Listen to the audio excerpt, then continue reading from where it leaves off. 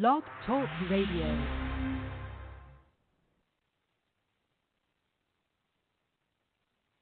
This is BR on the World on the 6th of March 2014. Remembering Comandante Hugo Chavez. They were remembering him in Venezuela. And across Caracas and in the countryside, he died 1 year ago yesterday. This is our production, and as we go out here from the live part, we'll go to that.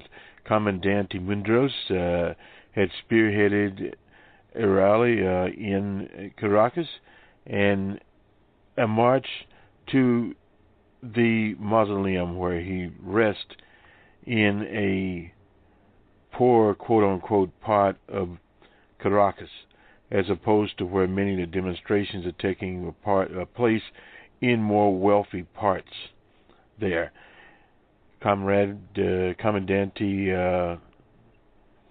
Chavez was an unabashed fighter against imperialism, and this is very apropos today. President Obama made statements from the White House today about sanctions. This is economic violence against the Crimean and Russian peoples. And the term legitimate government of Ukraine. Now, Viktor Yanukovych was the president of Ukraine. He was deposed in a coup d'etat and replaced by an illegitimate government. So President Obama should watch out. He knows better. He's a lawyer, and he knows the epistemology of the word legitimate.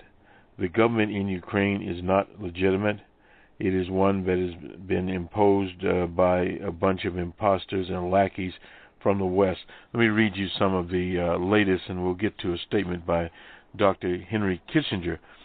But speaking from Brussels, the EU leaders are beginning an emergency summit. This is from the BBC. There's still disunity among European states. He said Poland and many Eastern European states want a firm line, including sanctions against Russia. That came from Washington today, while Germany and some others were a bit more reluctant. This was at 8:26. The Russian Prime Minister, Dmitry Medvedev, said the government is discussing, this is the Russian Federation, a new law to simplify procedures for Russian speakers to gain Russian citizenship. This was reported from Reuters. This would apply to people who have lived in Russia or in the territory that was once part of the Russian Empire or the Soviet Union. What is the right balance between moves to punish Russia? This is the language they are using, and deter further aggression, and to de-escalate the crisis and encourage dialogue. This is analysis there. Dr. Kissinger talks about some things that are paramount to accomplishing this.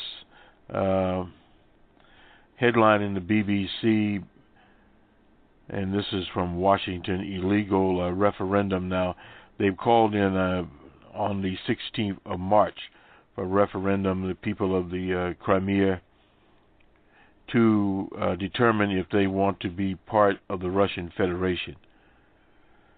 There's not a problem there as far as that part of it is going on.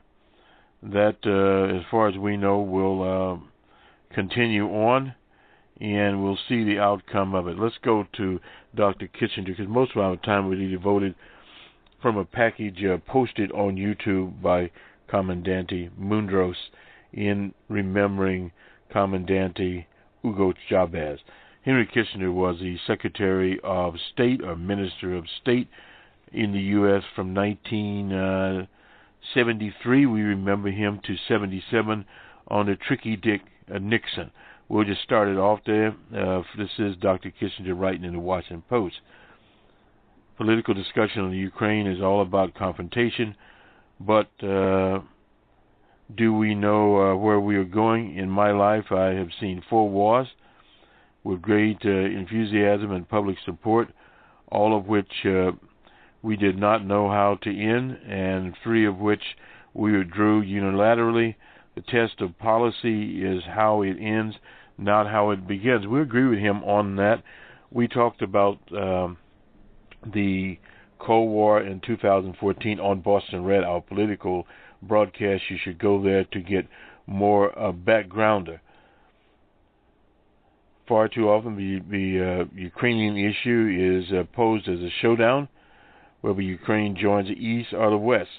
But if Ukraine is to survive and thrive, it must not be either side's outpost against the other. Very, very wise commentary here. It should function as a bridge between. Russia must accept that to try to force Ukraine into satellite status, therefore moving Russia's borders again, would doom Moscow to repeat its history of self-fulfilling cycle of reciprocal pressure with Europe and the U.S. The West must understand, too, that Russia, Ukraine can never be just a foreign country. Russian history begins in what's called the Kievanov Rush. The Russian region spread from there. Ukraine has been part of Russia for centuries. Their histories were intertwined before them. Some of the most important battles for Russian freedom started with the Battle of Petroska in 1709, were fought on Ukrainian soil. The Black Sea Fleet, Russia's means of projecting power in the Mediterranean, is based long-term in Sevastopol. That's in the Crimea. And they also talk about some of the dissenters here, the late Alexander Shovenitsa and Joseph Bosky, insisted that Ukraine was an integral part of Russian history, and indeed Russia. The European Union must recognize that its bureaucratic and subordinate strategic elements to domestic politics and negotiating Ukraine relations to Europe contribute to turning a negotiation into a crisis. We agree with him on that. And foreign policy is the art of establishing priorities. We agree there too. The Ukrainians are a decisive element. They live in a country with complex history.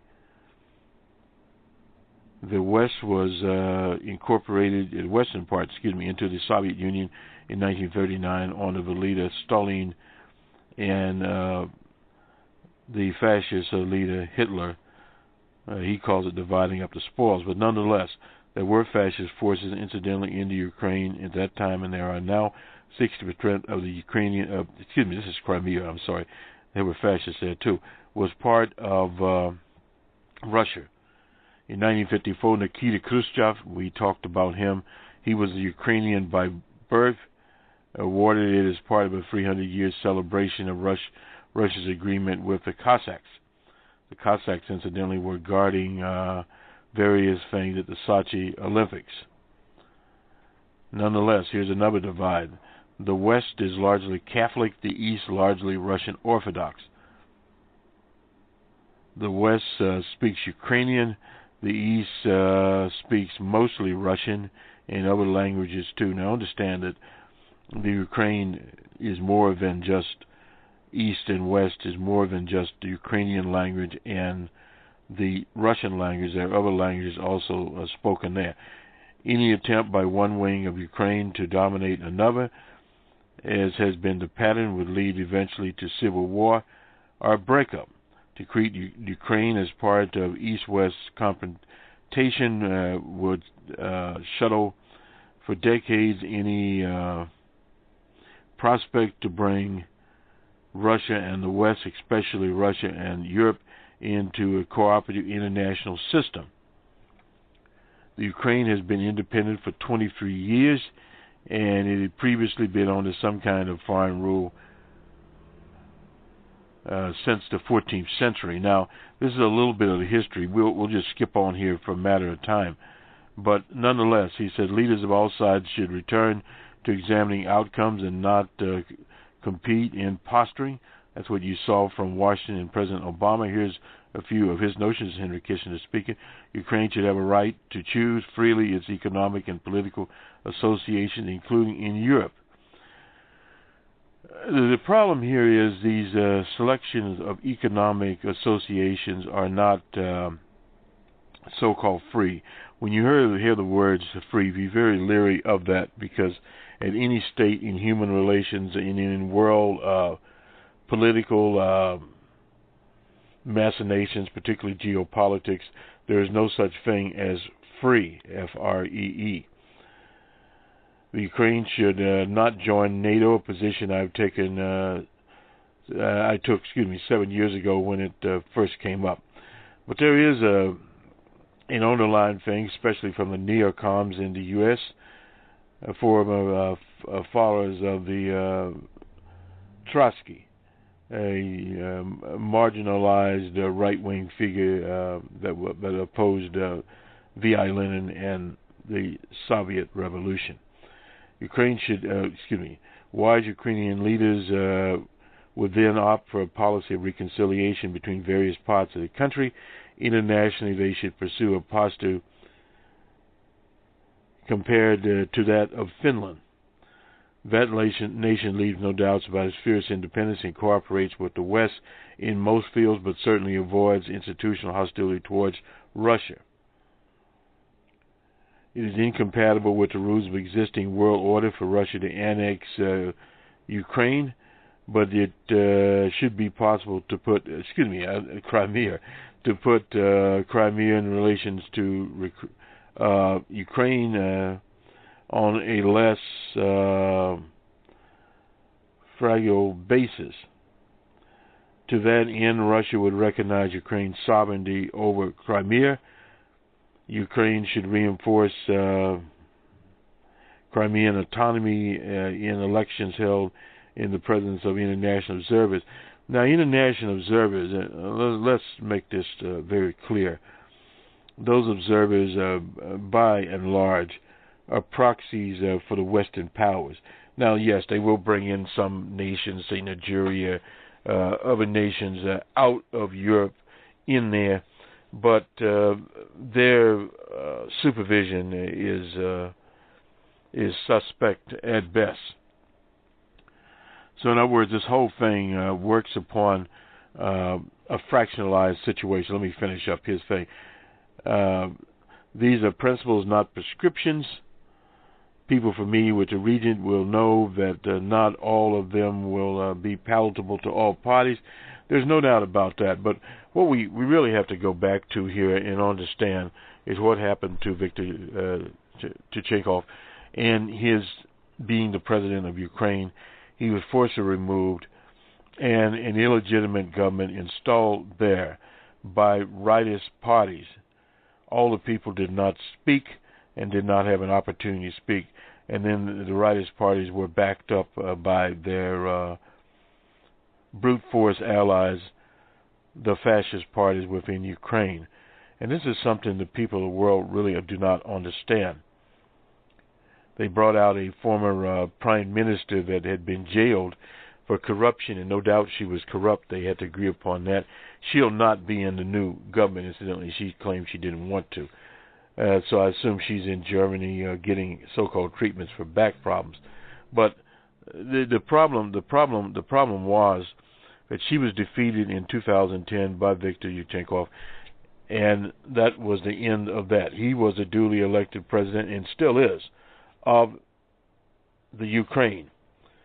So when you talk about legitimate, President Obama should have been calling for his restoration. And they had a negotiation between Ukraine, the government of Viktor Yushchenko, and also the opposition and the Russian Federation. They had signed the papers, but these right-wing forces knew that if that would have happened, the Ukraine would have been stabilized. And this is how we got from where we are today.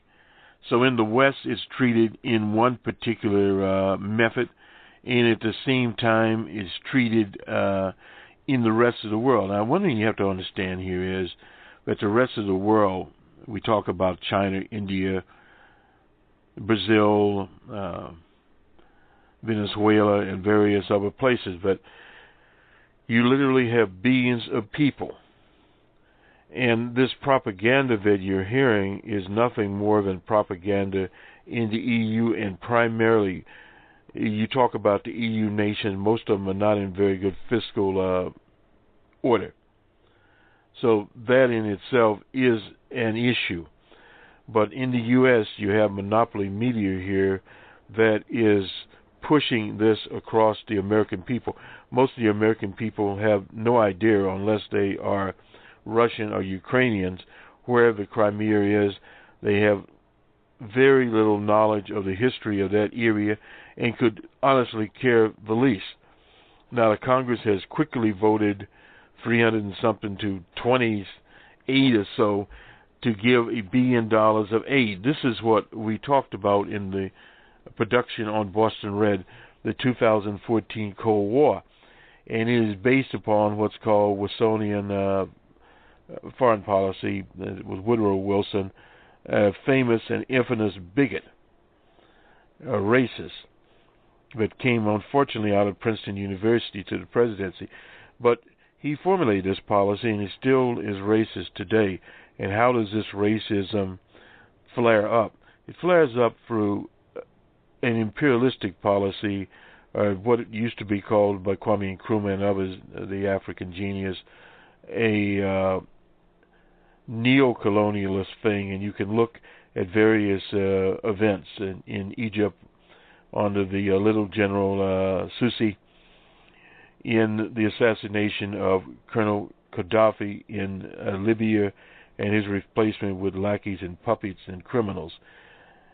And if you go on to the foreign policy, this is what former Secretary Kissinger talks about. If you go to Vietnam, the Americans left with their tails between their legs. They were subsequently defeated in all actions. They left Baghdad under the first President Bush, and under the second President Bush, G.W. Dummy Bush, they again went there and came out virtually with nothing. Baghdad is back to its own devices. They were in Afghanistan and still there for over 12 years, the longest conflict. And Hamid Karzai is saying, just leave. And once they leave, and we'll have real elections there, the patriotic movements in Afghanistan, including Taliban, will be back in political power.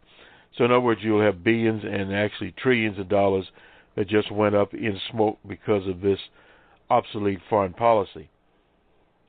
Now, as far as the Russian Federation is concerned, they just need to stick to their policies and forget about the West. Now, there's a new event also.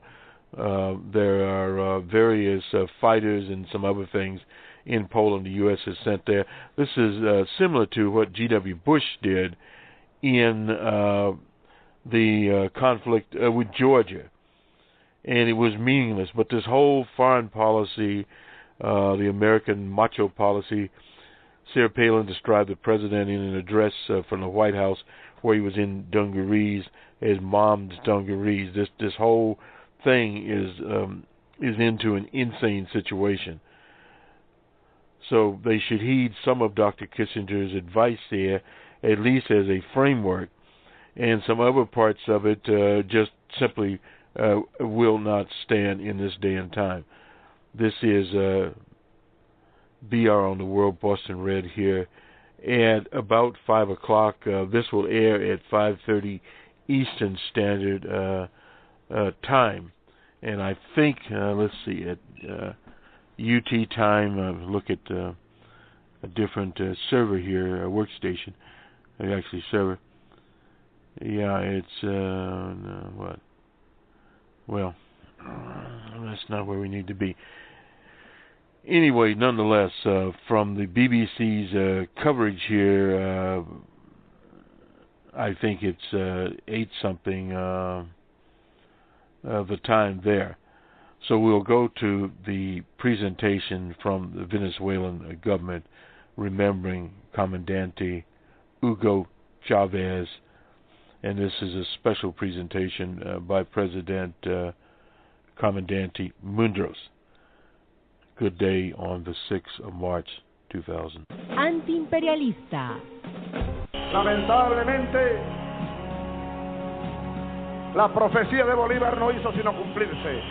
Los Estados Unidos de Norteamérica parecen destinados por la providencia para plagar la América de miserias a nombre de la libertad. Y todos los gobiernos que de una u otra manera se oponen al imperialismo comienzan a ser atacados, comienzan a ser satanizados, comienzan a ser atropellados. Ya han pasado casi 200 años de aquella alerta que hacía el gran líder, el gran visionario que fue Simón Bolívar. 200 años después, aquí estamos nosotros, concentrados en esta Caracas bolivariana, para seguirle diciendo no al intervencionismo norteamericano en nuestra tierra. Y aquí en Venezuela lo que estamos haciendo es un esfuerzo gigantesco para cambiar de camino, para cambiar del camino al infierno al camino a la vida. Yo les voy a decir algo, bastante historia hay aquí, bastante heroísmo hay aquí, y saben una cosa, bastante pueblo hay aquí.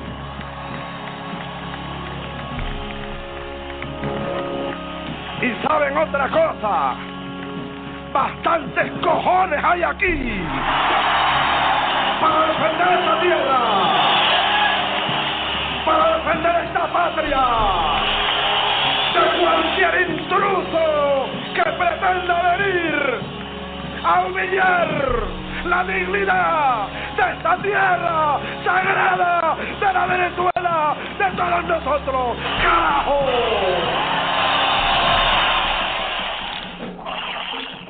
Memoria antiimperialista.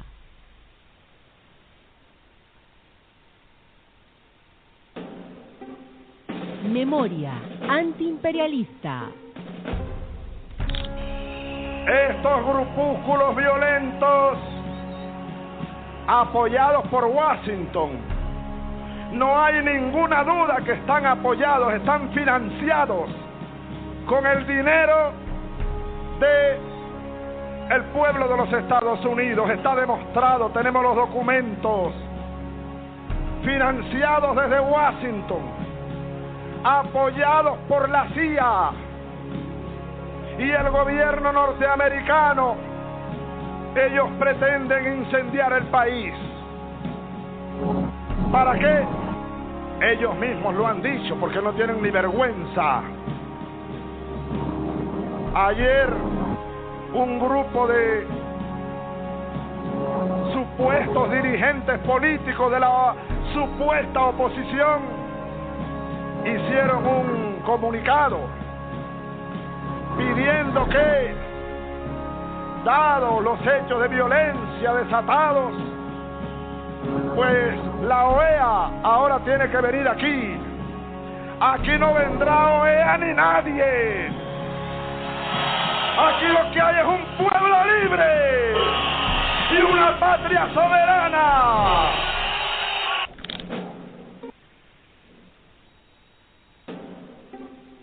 Memoria antiimperialista. Esta batalla contra el imperialismo de los Estados Unidos estaba comenzando con Bolívar. Ahora nosotros hemos tomado la bandera de Bolívar y yo les pido a todos que hagamos todo cuanto haya que hacer para que 200 años después derrotemos al imperialismo norteamericano y contribuyamos a salvar la vida en este planeta, echando abajo este peligroso imperio que amenaza al mundo entero. es una responsabilidad de nosotros. Este siglo debe ser el siglo del fin del imperio genocida de los Estados Unidos.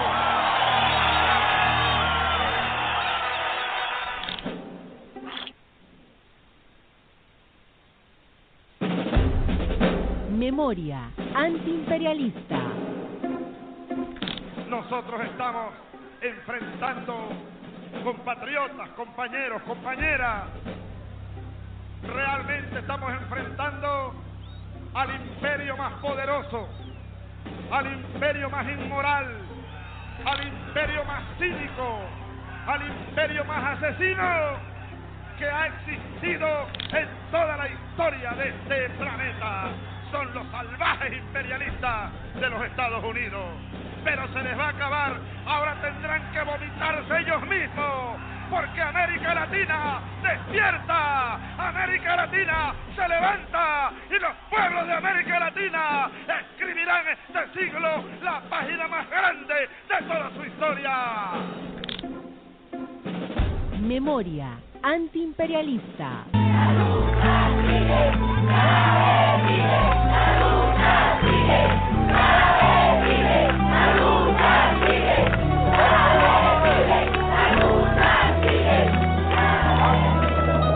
En la despedida del amigo queda un adiós detenido, palabras que se congelan, ganas de ya haberlas dicho, lágrimas que no se lloran para no aceptar que se ha ido, pena convertida en gloria, amanecer extendido.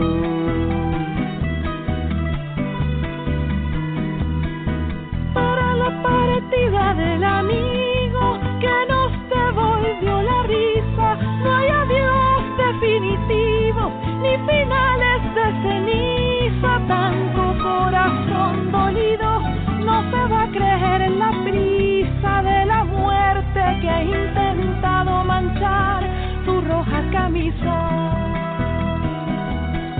Él siempre estará vivo en nuestros corazones. Toda la ternura de este amigo desparramada en la brisa de un pueblo que habían dormido, de una América hecha trizas. Nadie piensa que se ha ido, fue un momentico a la misa y va a volver con Sandino, con el Che Martí Bolívar. Lo dio todo por nosotros. Ese rastro que dejó el amigo, ese antídoto de vida contra la sierpe que sueña América dividida, el que levantó al mendigo y compartió su comida, su manera de estar vivo nunca va a tener medida. Chávez no murió, Chávez se multiplicó. Todos los amigos del amigo tienen el alma bordada con las frases que nos dijo, con campellana sonrisa. Nadie piense que se ha ido, fue un momentico a la misa y va a volver con Sandino, con el Che Martí Bolívar. Está en cada corazón de los venezolanos. Nos abrió los ojos.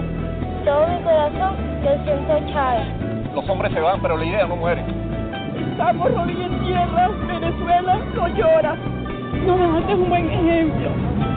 Lo dio todo por nosotros. Te quiero, presidente. Chao.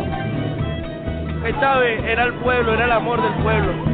Toda la ternura de este amigo desparramada en la brisa de un pueblo que habían dormido, de una América hecha trizas. Nadie piensa que se ha ido, fue un momentico a la misa y va a volver con Sandino, con el Che Martí Bolívar. ¡Carajo, que viva Chávez! Ese rastro que dejó el amigo, ese antídoto de vida contra la sierpe que sueña América dividida, el que levantó al mendigo y compartió su comida.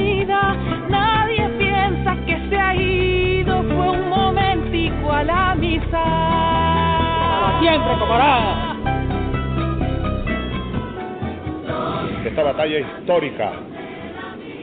histórica, bueno, que nos tocó, que nos ha tocado, y gracias a Dios que nos tocó, a nosotros nos tocó, retomar las banderas de Bolívar, las banderas desgarradas, nos tocó retomar las banderas mancilladas, y más allá las banderas del pueblo, banderas mancilladas, desgarradas, pisoteadas, durante, casi todo el siglo XIX, después de la epopeya, y durante casi todo el siglo XX.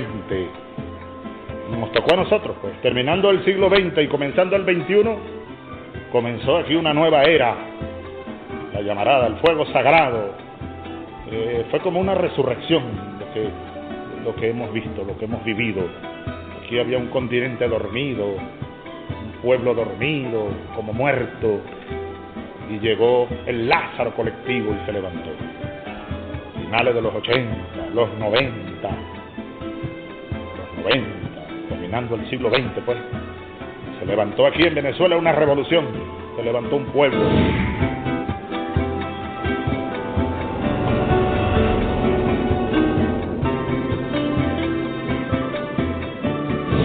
Primero que nada quiero dar buenos días a todo el pueblo de Venezuela, y este mensaje bolivariano va dirigido a los valientes soldados que se encuentran en el regimiento de paracaidistas Aragua y en la brigada blindada de Valencia. Compañeros, lamentablemente por ahora los objetivos que nos planteamos no fueron logrados en la ciudad capital. Es decir, nosotros acá en Caracas no logramos controlar el poder. Ustedes lo hicieron muy bien por allá, pero ya es tiempo de evitar más derramamiento de sangre, ya es tiempo de reflexionar y vendrán nuevas situaciones y el país tiene que enrumbarse definitivamente hacia un destino mejor. Así que oigan mi palabra, oigan al comandante Chávez que les lanza este mensaje para que por favor reflexionen y se pongan las armas, porque ya en verdad los objetivos que nos hemos trazado a nivel nacional es imposible que los logremos.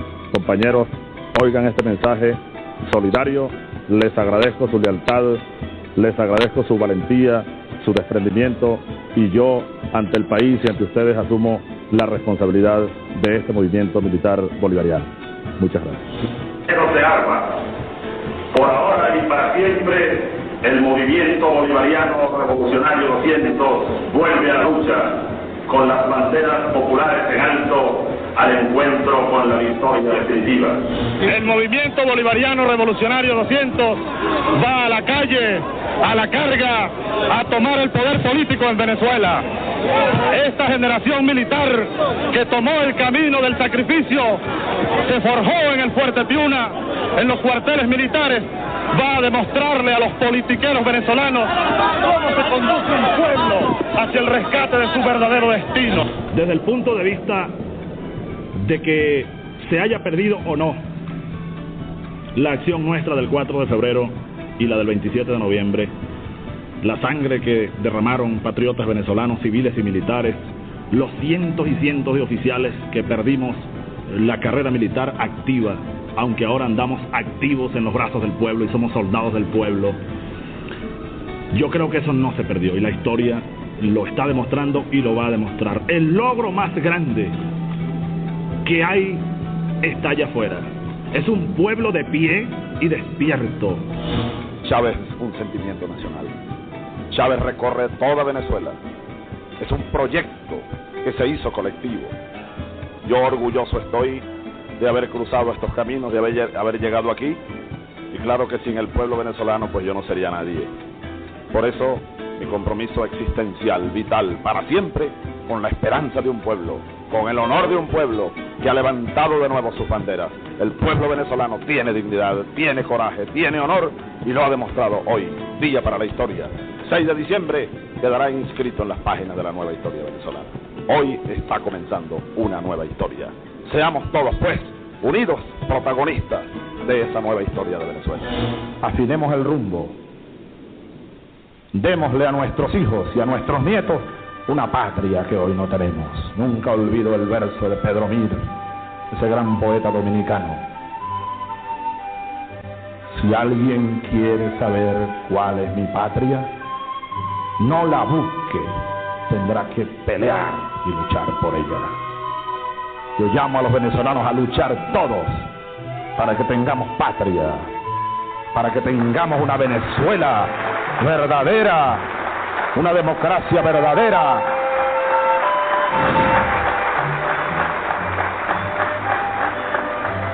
Los hombres indispensables no son los que luchan un día, no son los que luchan un año, no.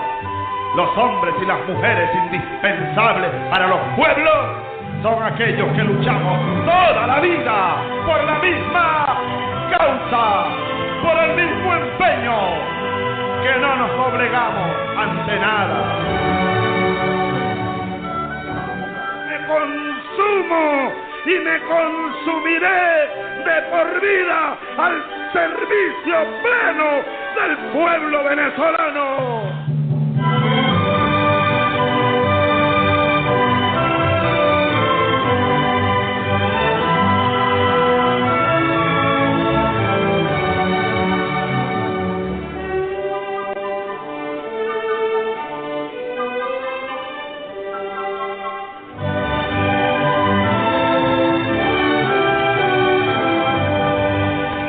El pueblo venezolano tiene un destino y lo está retomando. El pueblo venezolano tiene un camino, es el camino de la libertad, es el camino de la igualdad, es el camino de la grandeza. Y aquí estamos con sudor, con lágrimas y con dolor, pero con mucho amor, construyendo el camino de la libertad, el camino de la justicia, el camino de la igualdad y el camino de la grandeza.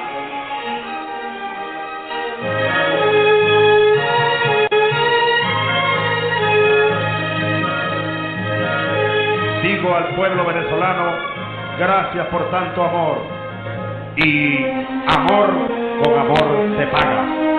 Así que a mí no me queda otra cosa que amarlos a ustedes hasta más allá de la vida.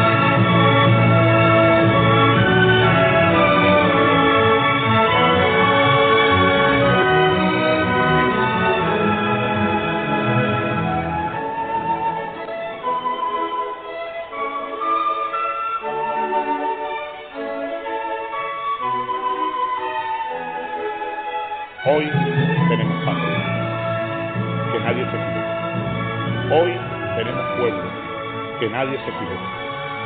Hoy tenemos la patria más viva que nunca, ardiendo en llama sagrada, en fuego sagrado. Solo me resta decirle las buenas noches a las 10:10 de esta noche del sábado. Hasta la victoria. Siempre, independencia y patria socialista. Viviremos y venceremos. ¡Viva Venezuela! ¡Viva!